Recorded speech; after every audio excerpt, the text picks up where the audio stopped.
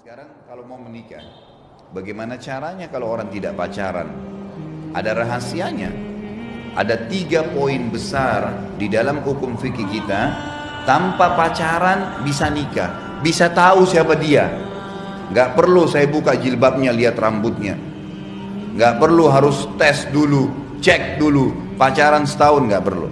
Gimana caranya? Itu sudah hukum syar'i. Allah turunkan dari langit. Ada 3 hal yang mendasar. Ibu-ibu boleh lakukan, bapak-bapak boleh lakukan. Yang pertama, melihat sesuatu yang menarik dari calon pasangan kita, dan tolok ukurnya wajah dan telapak tangan saja. Itu hukum syar'i begitu. Wanita kalau dinazar dilihat wajah dan telapak tangan. Itu tolok ukur.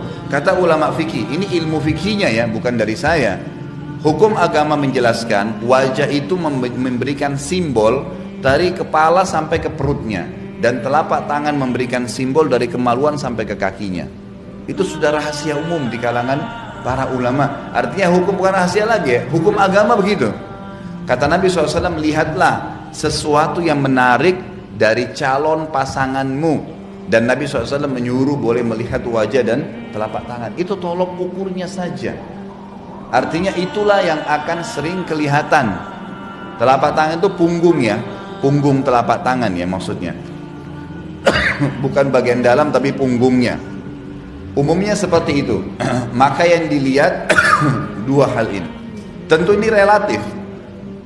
Jadi ibu boleh melihat bagian wajah si laki-laki tadi. Oh, saya suka melihat alisnya, matanya, hidungnya. Itu bebas dalam hukum syar'i.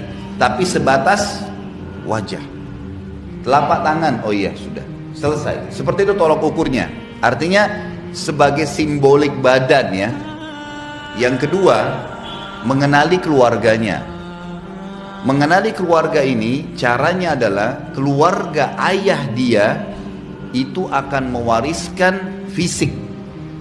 Akan mewariskan fisik kepada anak keturunan kita nanti. Keluarga ayah ya. Jadi kalau keluarga ayah itu tinggi besar badannya, keluarga ayah dia akan begitu keturunan kita. Enggak, ini secara global bu.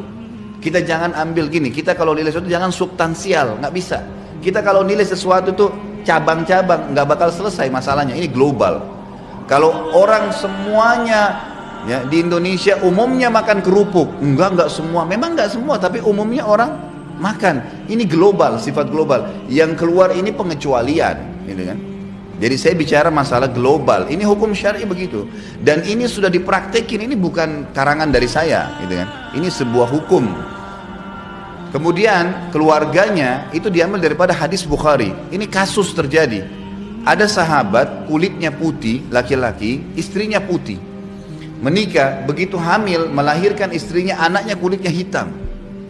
Hitam kelam anaknya. Hitam kayak orang Afrika, gitu kan? Itu hadis sahih. Lalu si suami spontan, kalau cuman gelap sedikit mungkin ini dia putih, istri putih, ini hitam kelam, gitu kan? Kata si suami spontan, kamu selingkuh. Hadis sahih ini. Kamu pasti selingkuh. Nggak mungkin.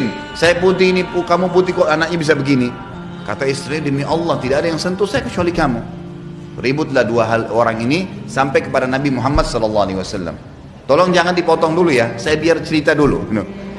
Nanti terakhir pertanyaan, jadi tangkap dulu semua. Jadi akhirnya sampailah berita ini kepada Nabi SAW. Waktu Nabi SAW sampai berita ini, beliau dapat wahyu. Beliau tanya si laki-laki, kamu punya kakek hitam seperti ini nggak?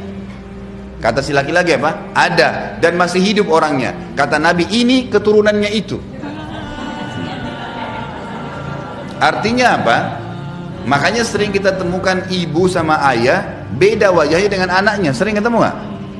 Ini dari kakek-kakeknya, dari keluarga, dari pihak ayah, ibu atau ayahnya.